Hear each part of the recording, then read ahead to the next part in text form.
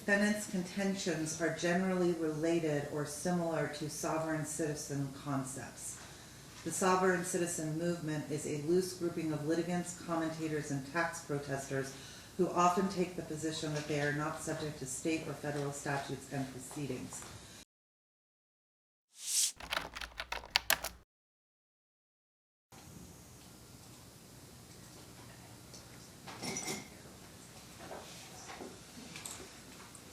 Calling case C 343540, parens 1, State of Nevada versus Zhang.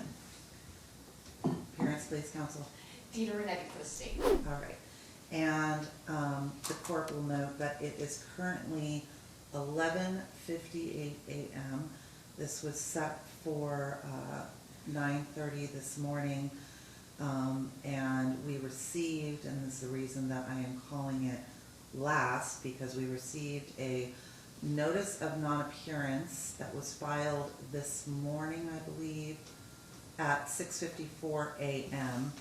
It's titled Notice of Non-Appearance to the Fraudulent May 15th, 2024 hearing in brazen violation to NRS 1.2355A and NRS 1.2356. I'm going to address this first, and then I'm going to address the motion to strike the late filed opposition, which the court is going to be advancing. It's set for hearing on June the 3rd. The court is going to advance that to today. And then there is the emergency motion to dismiss this entire case with prejudice for brazen fraud on the part of BCPD Sergeant Christopher Slack and Chief Deputy District Attorney Dena Rinetti, that the court will address and make a record on that. So I'm going to prepare, I have prepared a oral pronouncement that I'm going to give from the bench.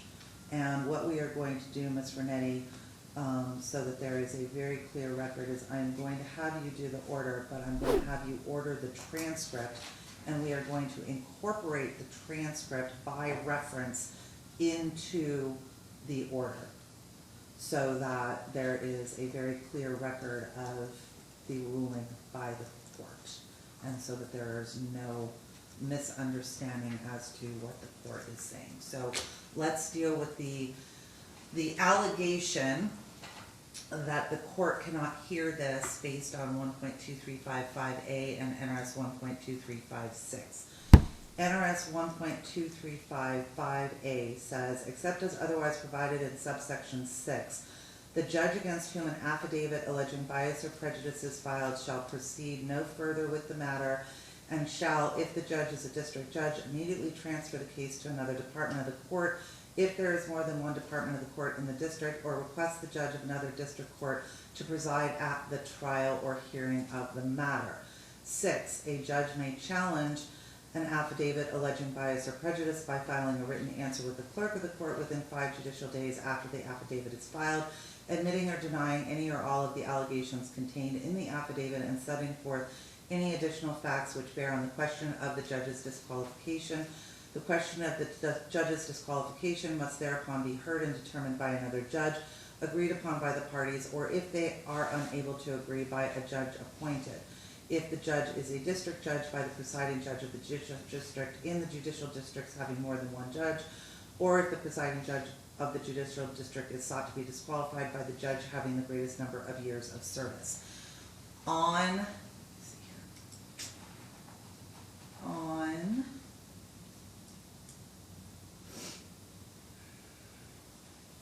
find the exact dates. Give me a second here.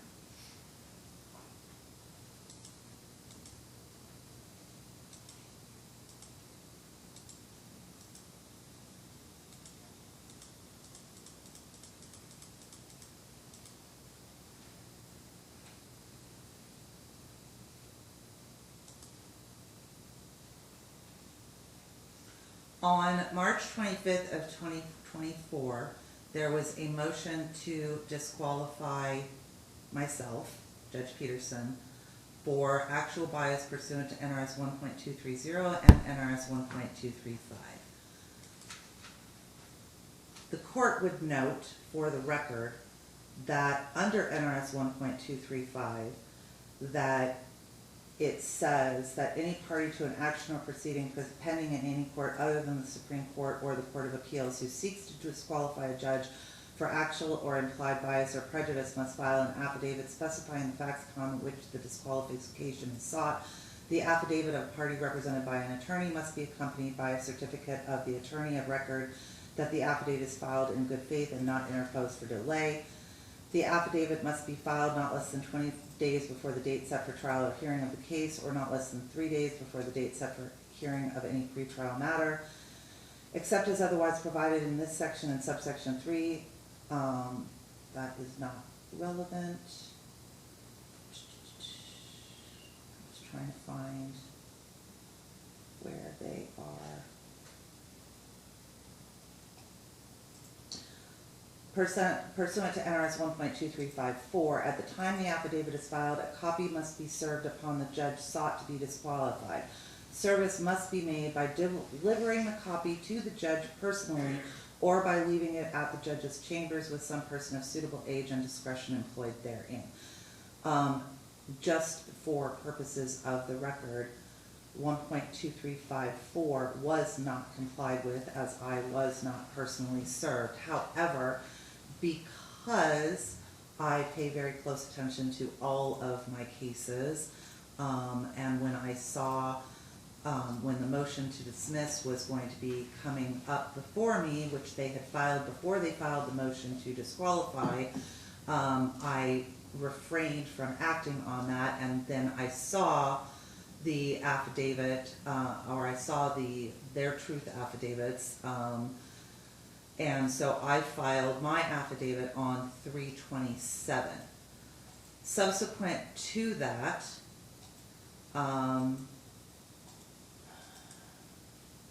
the chief judge heard the motion to disqualify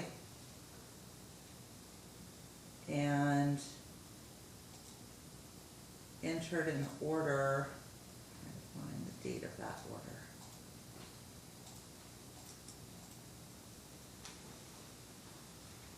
Entered an order on April the 16th of 2024 denying that motion. Since that time,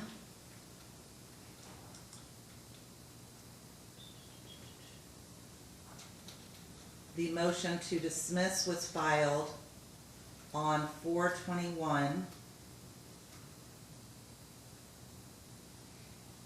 and there has been no subsequent affidavit or motion filed to disqualify myself and this department. The court will note, so there was a motion to disqualify, I take it back, there was an emergency motion to disqualify filed on May the 5th in regard to the, which was not served on the court, which was based on, according to the individual named in the affidavit as Kimball Austin Sachs, for actual bias based on my ultraviolence April 23rd, 2024 minute order pursuant to NRS 1.230 and NRS 1.235. And they are saying that in this minute order, which again was not served and so is not a valid motion to disqualify me and does not comply with 1.235.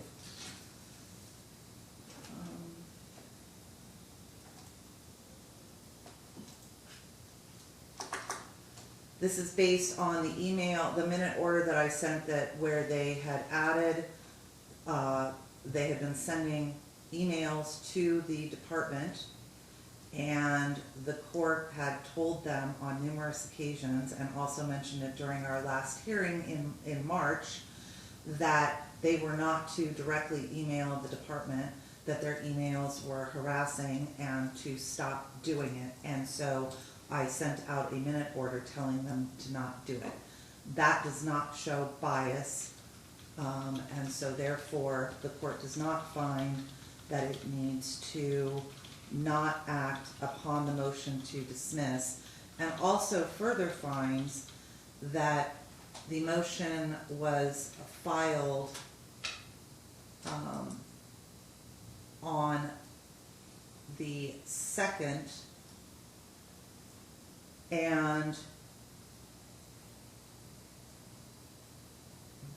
so the hearing was set for the 15th, and so therefore it was not filed 20 days before a hearing that is set to take place in the case. And so therefore it is not in compliance with 1.235. So based on that, the court does not find that the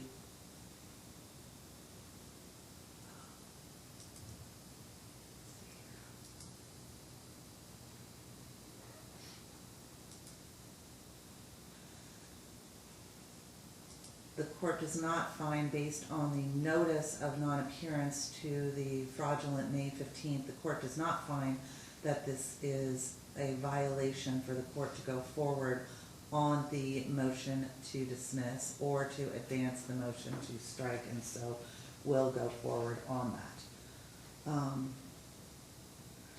As it pertains to the motion to strike, which the court is going to advance to today, the motion to strike is premised on the arguments that the opposition was untimely.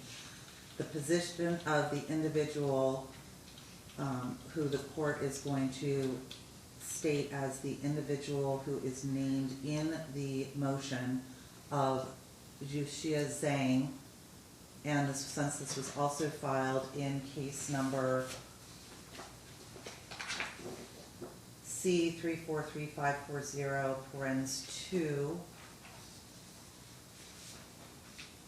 and since both of the motions were filed in both cases, this ruling will also apply to that case as well. And the motion to strike is premised on the arguments that the opposition was untimely. The position of the individual named Kimball Austin Sachs and Judicial Zhang, who filed the motion, are incorrect. EDCR 8 parens 4 provides a party 10 days within which to file an opposition. However, the criminal practice rules need to be read in accordance with the other rules, specifically the rules of civil procedure, which NRCP 1 states as follows. These rules govern the procedure in all civil actions and proceedings in the district courts, except as stated in Rule 81, which is not applicable in this case. Since this is a proceeding in the district court, NRCP 1 does in fact apply. Therefore, Nevada Rules of Criminal Practice Rule 8 needs to be read in accordance with Rule 6, which provides in relevant part as follows. Rule 6, computing and extending time for motion papers. Computing time.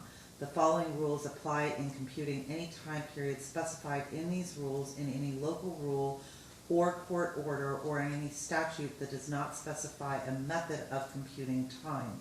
To the extent that Nevada Rules of Criminal Procedure 8 parens 4 does not specify a method of computing time, the court needs to look at Rule 6. When the period is stated in days or a longer unit of time, you exclude the day of the event that triggers the period. And pursuant to Rule 6D, when a party may or must act within a specified time after being served, and service is made under Rule 5BDC, mail, D, leaving with the clerk, or F, other means consented to, 3 days are added after the period would otherwise expire under Rule 6A. Therefore, because the individual named as Kimball Austin Sachs and the individual named as Judicial Zhang filed this motion, served it via electronic means, the period of time was extended by 3 days, which means that it expired on the 4th, which was a Saturday. Therefore, based on Rule 6A, or 6A1B, you count every day, including intermediate Saturdays, Sundays, and legal holidays, and you include the last day of the period. But if the last day is a Saturday, Sunday, or legal holiday, the period continues to run until the end of the next day that is not a Saturday, Sunday, or legal holiday. Therefore, since the 4th, since 3 days would have been added on, because the 10 days would have taken it to the 1st. You add on the 3 days, takes it to the 4th. The 4th was a Saturday, so the period of time continues to run until Monday, which was the 6th. The opposition was filed on the 6th, and accordingly it was timely, and thus the court denies the motion to strike. Moving on to the motion to dismiss for lack of jurisdiction, because that was originally filed back in March, and the court could not hear it as a result of the motion to disqualify. So now that the court can hear it, the court is going to address the motion to dismiss for lack of jurisdiction. The person who filed the motion named in the complaint and who the charges are pending against, both Zhang and Kimball Austin Sachs, argue that the court does not have personal jurisdiction because they are dead, quote, dead corporate fictions. Specifically, Zhang argues that she is a dead legal fiction. Defendants' contentions are generally related or similar to sovereign citizen concepts. The sovereign citizen movement is a loose grouping of litigants, commentators, and tax protesters who often take the position that they are not subject to state or federal statutes and proceedings. Sovereign citizens' claims are generally founded on misunderstandings of the Uniform Commercial Code, maritime and admiralty law, and trust law, among other things, and have been unanimously rejected by the courts. Bradford versus Kummerfeld, 2020 Westlaw 648-2980, Eastern District of Texas, May 13, 2020. Citing to West versus Bornunda, 5th Circuit, 2017. Citing to Berman versus Stevens, Northern District of Texas, June 10th of 2015. Defendants' reliance on the UCC or a so-called sovereign citizen theory that she is exempt from prosecution and beyond the jurisdiction of the state or federal courts is frivolous. The allegation that sovereign citizens are not subject to jurisdiction has no conceivable validity in American law. United States versus Schneider, 910 F. 2nd, 1569, 7th Circuit, 1990. Wersch versus Bank of America, N.A., 2013 Westlaw 6564657, Southern District of Texas, 2013. Plaintiff's sovereign citizen beliefs, even if sincerely held, do not place her beyond the jurisdiction of the court. See Elby versus Davis. Quoting United States versus Benabi, 654 F. 3rd, 753, 7th Circuit, 2011. Regardless of an individual's claimed status of descent, be it as a sovereign citizen, a secured party creditor, or a flesh and blood human being, that person is not beyond the jurisdiction of the courts.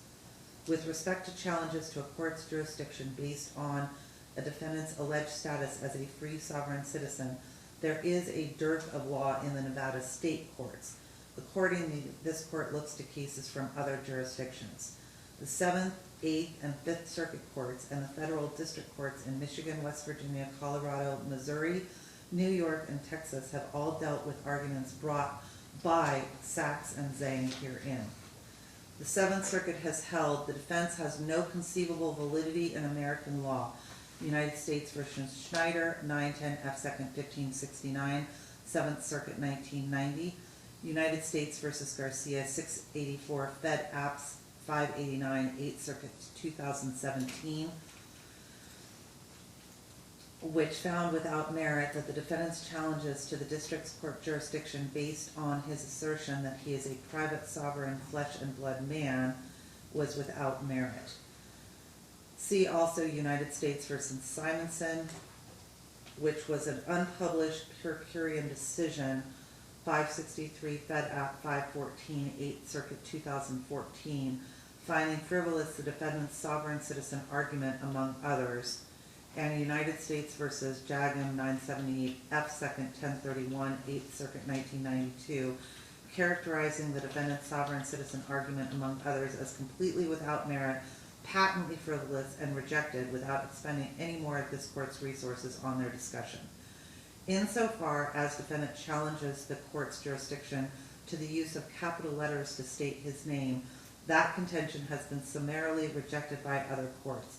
See Payne versus Clyda, 2016 Westlaw 491847, Eastern District of Michigan, January 6, 2016, finding there is no legal distinction between a capitalized and uncapitalized name in criminal matters. United States versus McAtee, 2013 Westlaw 3364452, Northern District of West Virginia, July 3rd, 2013, referring to the identical argument regarding the use of capital letters as lacking any basis in the law and as utter nonsense.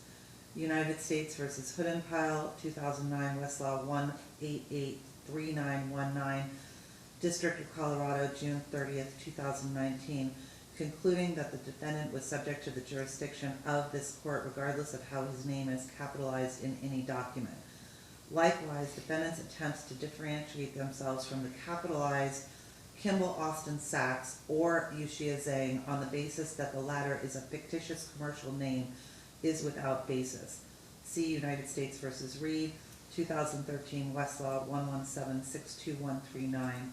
See also United States versus Shine, 2018 Westlaw 4627145, Western District of New York, June 22nd, 2018, which held that identification of parties by using all capital letters is the standard formatting for filings and does not create a separate legal identity for the parties named. As the Seventh Circuit has stated, regardless of an individual's claimed status of descent, be it as a sovereign citizen, a secured party creditor, or a flesh and blood human being, that person is not beyond the jurisdiction of the courts. These theories should be rejected summarily, however they are presented. Petitioner's claims as interpreted by the, strike that. Defendant's claims as interpreted by this court do not entitle him to have his motion granted. His reliance on the UCC or so-called sovereign citizen theory that he is exempt from prosecution and beyond the jurisdiction of the state and federal courts is frivolous. The same or similar arguments have been repeatedly rejected by other courts and are rejected by this court.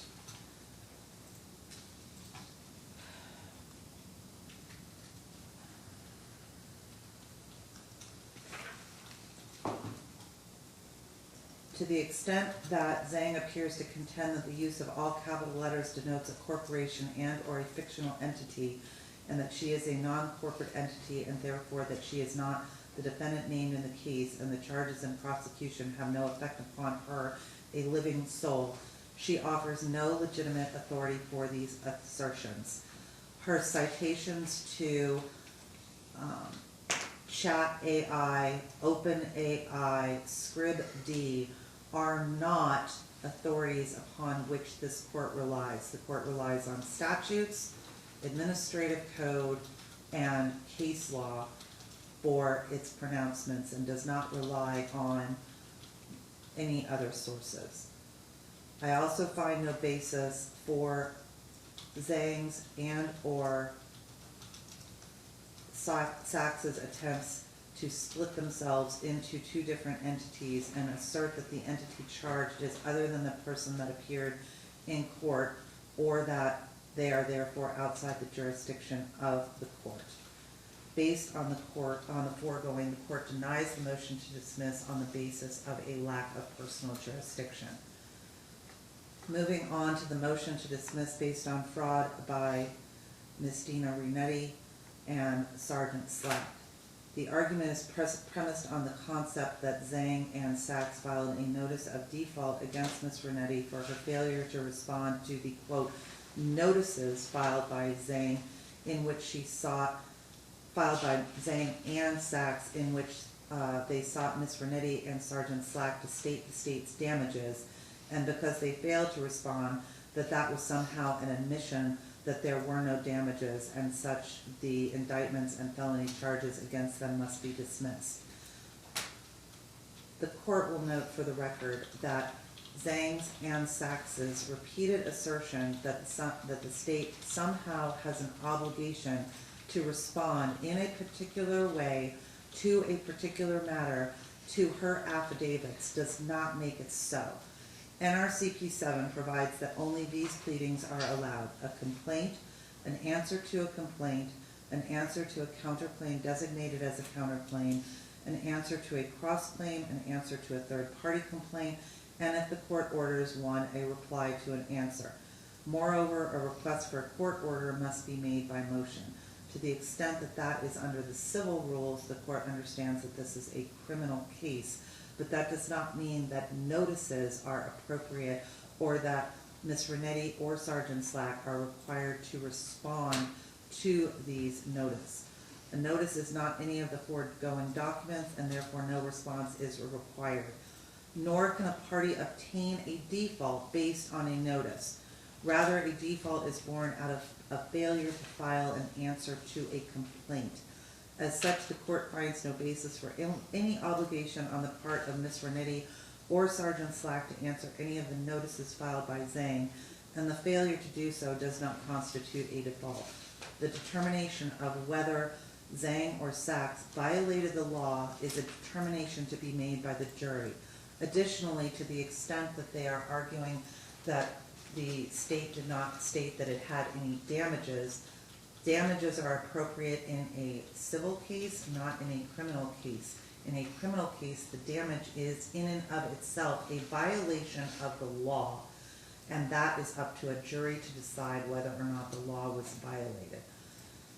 The court notes that plaintiff's legal theories regarding why she is not bound by state law appear to grow out of the sovereign citizen movement, which courts around the nation have repeatedly and completely rejected, as previously stated under the motion to dismiss for lack of personal jurisdiction.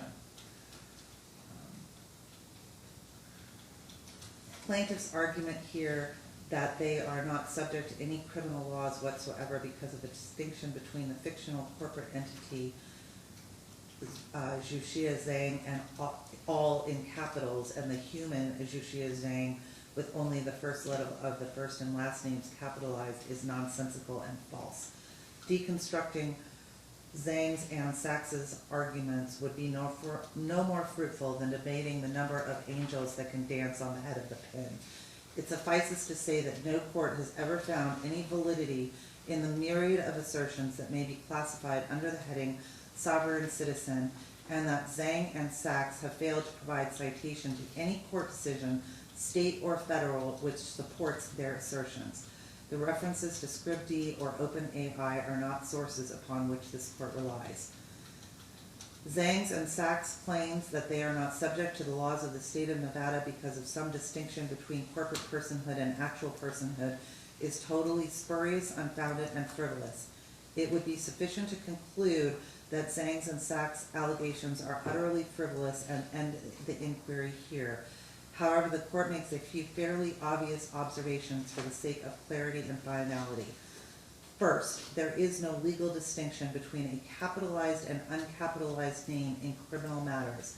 See United States versus McCarty, 2013 Westlaw 3364452, Northern District, West Virginia, July 3rd, 2013, in which the court found that the filing alleges that the defendant is not the person named in the criminal charges because the name on the charging documents is in all capital letters. This argument lacks any basis in the law and in the court's eyes is utter nonsense. Citing to U.S. versus Hood and Pyle, 2009 Westlaw 1883919, District of Colorado, June 30th, 2009, which held that the defendant is subject to the jurisdiction of the court regardless of how his name is capitalized in any document. Second, courts of law operate on the basis of statute and case law. There are not magic words like free man on the land, stand under, or flesh and blood, which when invoked require courts to abandon state law in favor of the magical unsourced laws asserted by Zhang or Sachs. Third, a person may not generally copyright a trademark or trademark their own name. See Turner versus Patterson, 2012, Westlaw 2792416, Northern District of California, July 9th of 2012, holding that a pro se prisoner plaintiff cannot trademark or obtain copyright for his own name. In any case, the existence of a trademark would not prevent a court from exercising jurisdiction over a civil or criminal matter. The 14th Amendment provides that all persons born and naturalized in the United States and subject to the jurisdiction thereof are citizens of the United States and of the state wherein they reside. At the time the felony charges were filed against Zhang and Sachs, it is alleged they committed violations of Nevada law within the territory of Nevada and are thus subject to the laws of Nevada.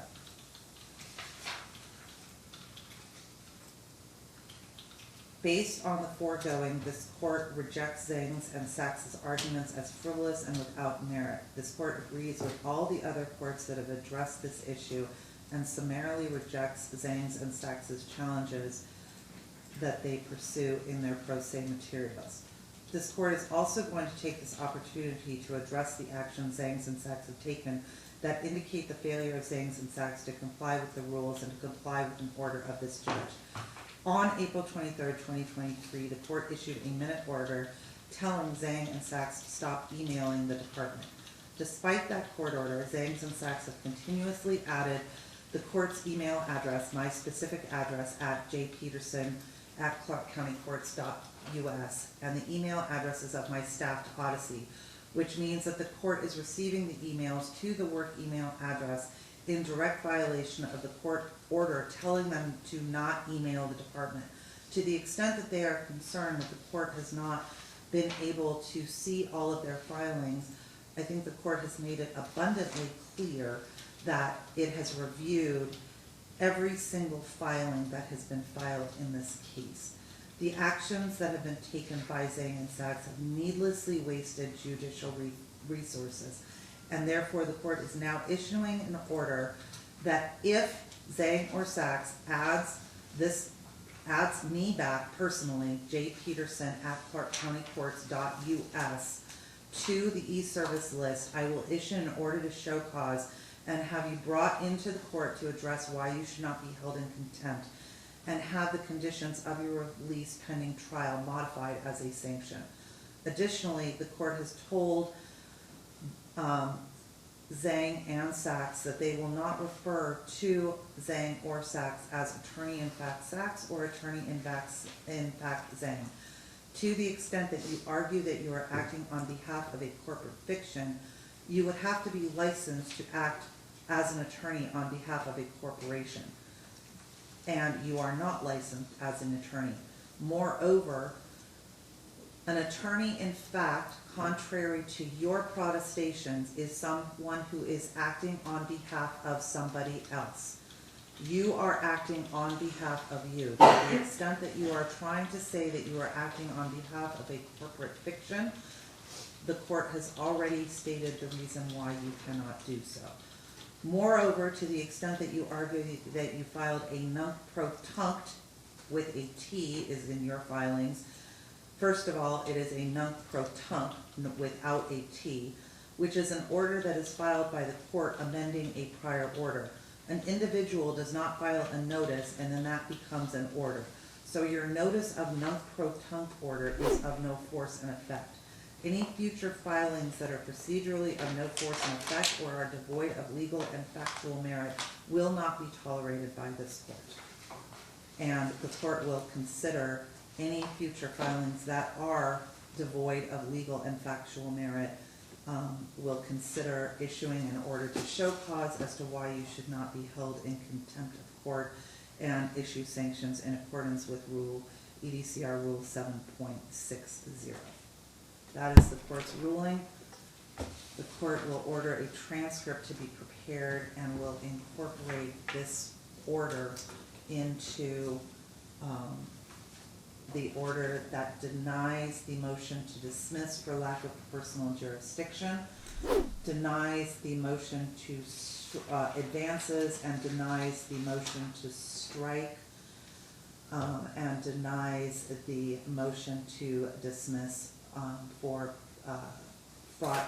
fraud upon the court based on Ms. Rinetti and Sergeant Slack failing to respond to the notices. And that'll be it for today. And do you need the state to do anything? All I need the state to do is to prepare the cover card that says this matter came before the court on such and such a day on these following motions. The court issued its rulings from the bench. The rulings are hereby incorporated by reference with the attached transcript as Exhibit 1. You got it. And should I have 30 days for the transcript? You can have 30 days for the transcript. And if you just like to email me when that transcript's done, and then I'll submit the order. For purposes of the minute order, though, you can do a minute order that states that all of those were denied. Okay? All right. That filed into both cases, correct? Yes, please, filed in both cases. And are we off the record? Give me 2 seconds.